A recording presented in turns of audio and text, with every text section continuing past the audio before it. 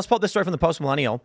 Trump brings in Tulsi Gabbard for debate prep against Kamala. Gabbard ran for the Democrat primary in 2020, this we know.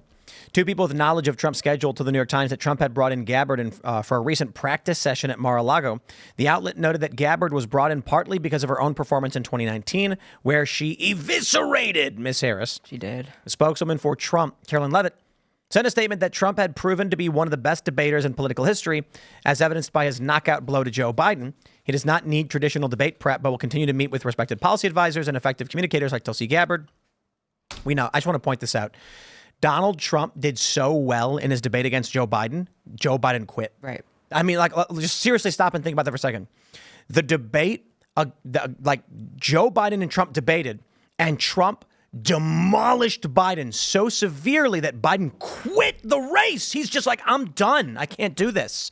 That's crazy. And frankly, if you want to compare Biden and Kamala just in terms of like remembering certain facts, you know, accurately stating things, it's like Biden was probably actually a little better than even Kamala. It doesn't seem like Kamala can speak off script at all. And that combined with the fact that Trump actually has a strong suit in debating these people, I feel like the debates are going to go really well, especially considering, for us, obviously, especially considering she didn't accept the Fox News one, and that's the first one. So he has this opportunity to film an empty podium and have like a really iconic This is how much she cares. She's yeah, not even showing where up. are you, Kamala? Mm-hmm. So that's what they kept saying. Like, if he shows up, I guess I'll be there anyways. And now they Now it's have flipped. successfully turned that right. What was that thing where the CNN panel yelled at Nancy Mace for being racist because she said Kamala? Or did she say Kamala? I don't even know if it's Kamala or Kamala. I don't either. I have no idea. And they were That's why I like, started saying you were like, you're doing that on purpose, calling her that. Like, I don't even know which one it is. Like Kamala? Which is not great because Kamala, she's running isn't for it? president, right? Like, That's actually a really great point. I was watching this video from like I think it was like May, and it was just like an on the street interview about like politics, really basic stuff, asking regular people what they think of Kamala Harris, and a lot of people said, "Who's that?" You can't forget some people don't even know who the vice president is, you know? And then what? Like, I got to be honest. Like, I wouldn't be surprised if when people are getting polled on the phone, the pollster is going to say, in the 2024 election coming up in November on the 5th, do you intend to vote for Donald Trump or do you intend to vote for Kamala Harris, the Democrat? And what likely happens, people go, oh, yeah, the Democrat, yeah, Kamala Harris. But then if you actually asked them, who are you voting for? Pause. They'd probably be like, I don't know. Mm-hmm. Mm-hmm. Yeah. This is another reason why polls are probably bunk. Because when I get polled, so I've done a few polls. It's funny because people are always like, I've never been polled before. I get emails all the time. And they're like, would you like to participate in a poll? And I'll be like, okay. And then it says, who are you voting for in this election? And it literally just says Trump or Kamala. I haven't answered. I haven't done a poll for Kamala yet. I did get a Biden poll a while ago, and it was Trump or Biden. It didn't include RFK Jr. So they're already priming you. If you don't like Trump, you're putting Joe Biden. The polls are going to be like, here's how many people said Joe Biden. I think if you went to people and said, who do you plan to vote for in November? They're going to be like, I don't know. Joe Biden, you'd be like, he's not running. They'd be like, oh, then I have no idea. People are just going to pick the D, obviously. But I don't know. I understand on like a really basic level why people really wanted Biden in 2020, whether you believe there was no tomfoolery with the election or whatever. It's like, at least I get it. You know, he was in the Obama administration. There's a certain nostalgia. We were in the middle of lockdowns. Like the situation was bad in 2020, regardless of what side you were on. I think the hate has peaked for Trump. I think it's capped out. I think that's why, you know, my personal opinion is they got a little desperate and maybe had to try something else on July 13th. That's my personal opinion. You can't really inspire more hate. People are only going down on the hate meter for him. I don't think people are really loving Kamala. And that can maybe seem like I'm living in my own bubble because I'm pro-Trump, obviously, but I just don't see it. You know, I don't see black people loving her either. I don't know how important, you know, racial demographics end up being. There's always people saying it's more or less important, but I think black people don't like Kamala. And I think that's kind of a bad sign. and she's sort of stateless. Like, she was a senator from California, and I assume she'll win California. California tends to go blue, but it's just, she sort of represents nothing. She's right? like fictional. She's like a Disney movie character, like taking down the bad guy. I think Trump probably should really, and he is doing this more even now, use the word San Francisco as much as you can. She's a San Francisco liberal. It's very different. And even liberals understand that San Francisco is not well ran. It's really bad. Yeah. It's like the worst city in the country. And people still remember that they scrubbed it right before Xi Jinping showed up, right? Like people know that they were willing to do something about it when it had to do with China. And I think a lot of people, I think moderates too, felt kind of, I don't want to say burned, maybe that's too strong, but like put off by that there are other places in America that need help, but they only care about these cities and the problems that are there when, you know, they're trying to impress what I would call for an adversary. But yeah, I think he should really hammer in like, no, she is from San Francisco and she did that to San Francisco, because I actually did know a lot of moderates when I lived in LA, and none of them were under any illusion that it was a well-ran state. A lot of them left, you know, and wherever they went and wherever they voted afterwards is one thing, but a lot of them were very aware it was a dumpster fire. So keep associating her with that. You think Austin is like deep red?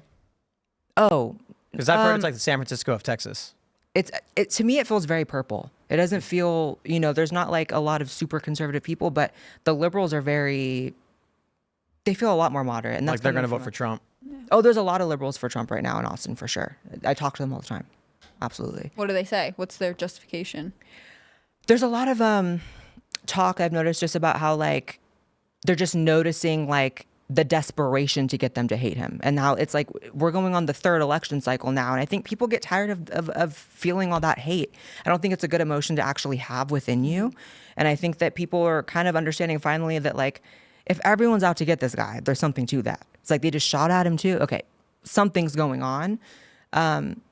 It's not even necessarily about they like love him or his policies. It's just like, I just can't even hate him anymore. He's kind of funny. People say he's funny, you know. This does seem like the fourth campaign that is pick me because I'm not Trump and Trump is so bad. Like that was kind of the Hillary messaging, especially towards the end, right? It was like, you cannot have Trump, you have to vote for me. And then Biden ran on a similar platform. Trump is awful, you know, you have to like me. And then we got a second version of that with Biden's attempt at reelection. And now we're in the fourth installment with Harris, who came out of the gate being like, I'm a prosecutor and he's a felon and you cannot have this guy running the country.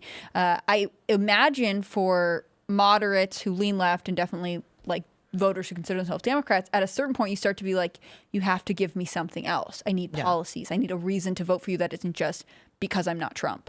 I also think leading up to this, I would say 2023 and definitely, you know, the first half of 2024, a lot of people noticed, not necessarily in the political sense, but like all the P. Diddy stuff, all the Nickelodeon documentaries, people's sort of like view of like the world being as it's told by the media, that started coming down. People started thinking, okay, so they said P. Diddy was a good guy for decades and now he's like the worst. You know, I thought Nickelodeon was pro-kid and they're pro-kid in the worst way. I think people are just questioning media constructs more now. And that's actually bad for Kamala because she is a media construct. She's practically fictional, like I said. She's completely constructed. I mean, no one can even point to any accomplishments. People who like her. She doesn't have any. Exactly. Tim Murtaugh, who No, that's not fair. That's not fair. Well, okay, she ended up being VP, and you know. No, not that. Like she does have a lot of accomplishments for a communist. She destroyed the economy. She's continually destroying the economy. She's helping rip the border to shreds. She's exacerbating the war in the Middle East and in Europe. For somebody who wants the United States to burn to the ground, I mean, she's very accomplished. She's doing a lot. Villains have accomplishments. It's just that we don't want them to. Exactly. Right. I'm sure they have a metric at which they're like, I had a good day today. Just everyone else hates it. Tim Murtaugh, who just joined the Trump campaign, he had been the campaign in the 2020 communications. He has an op-ed out right now where he talks about how the media has basically been like, he calls her untalented, like this untalented candidate, and been like, turns out she's immaculate and she's the best thing to ever happen to anyone. I mean, it tells you that, you know, to a certain point, if you have mainstream media on your side, you could just be a sandwich and they would be like, amazing, run this, first sandwich elected to the president. Like, it's crazy. And I think voters actually feel insulted by that by a certain point. Oh yeah, for sure. And again, they're questioning the media more now than any previous election cycle having to do with Trump, which is a really good thing and it's in his favor. I guess, like, to sum it up, it's like if the election is fair and free and the real voice of the people is spoken, it really does feel like the people are more so with Trump right now. So Mark Cuban, he's not a stupid guy, but he's not a perceptive guy, right? He tweeted, who is in charge of the executive branch of the United States and responsible for 100% of its policies, POTUS or the vice president? It's 81% for POTUS, 19% for the VP. This guy is not bright. Like, he's good at running businesses. He's made great investments. You can't deny he's smart. So when I mean bright, he's like, you can be good at plumbing, but doesn't mean you know how to play chess. You know what I'm saying? Bro, Kamala Harris cast the tie-breaking votes in the Senate for the Democrat policies. She has more responsibility on these bills than Joe Biden does. Joe Biden signs them. He could veto them. But Kamala is first in line and cast a vote for it, for which Joe Biden says yes or no after the fact. So you can argue that he's responsible as president, but she could stop these bills from going to his desk like that. So I'll just put it this way. Biden's not in Congress. He's not the one drafting these bills and then voting on them. He just signs or vetoes. Kamala Harris, as the vice president and president of the Senate, is casting the tie-breaking vote. She's literally voting with Democrats on these bills. So, yes, it's her. Thank you, and have a nice day. He tweeted something out. I remember when they first announced Walz as the VP pick, and he was kind of addressing the faction of the party that were like not so happy about it, that maybe wanted a Shapiro, and he tweeted like, you guys just don't get it. Kamala went from zero to hero in 5 minutes, and so will he. And I was like, okay, you're almost there, but why do you think she went from zero to hero in 5 minutes? Is it because of lies, gaslighting, media propping her up? And is that something that's good for the country? Is that something that we should like? Yeah. So I tweeted in response to Mark Cuban, who cast the tie-breaking votes, and somebody responded with a meme of Donald Trump, and he's sitting with Kamala, and he's got his arm around her, and she's pregnant. And I'm just saying, like, I don't know why this is the one thing everybody made, but these photos are everywhere on X right now of Trump and Kamala as a couple with Kamala pregnant. And I wonder if it was an inevitability, knowing that we had a female candidate, that people would make these things. I mean, yeah, that's like just human nature, I guess. You can't avoid that, I'm sure. And they're happy. They're happy and smiling together, and Kamala's having Trump's baby. Well, first off, obviously Trump would never do that. Have you seen Melania?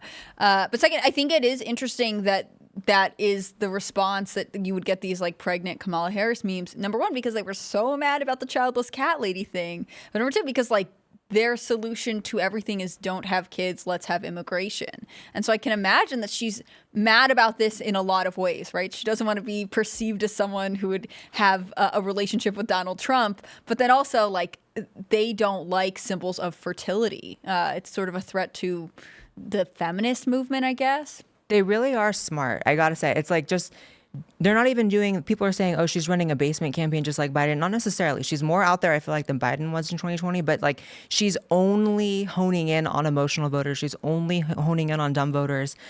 And it is smart. I mean, I just can't. I was noticing the other day, I think I tweeted it out, and a lot of people thought it was very true, that the Republican Party has never been younger and more racially diverse. And you can apply value judgments to that however you want. And the Democrat Party has never been older and more just like white cat lady-ish. It's just even all the rallies, it's just like older, white, angry women. We should ban cats. Whoa, Yep. whoa. I Just just send them out. I don't know Cat's about gotta that go. We one. got too I love many. my cat. Too many cats. Thanks for watching this clip from Timcast IRL. Make sure to check out the live show Monday through Friday at 8 p.m. on this channel. Subscribe, and we'll see you all there.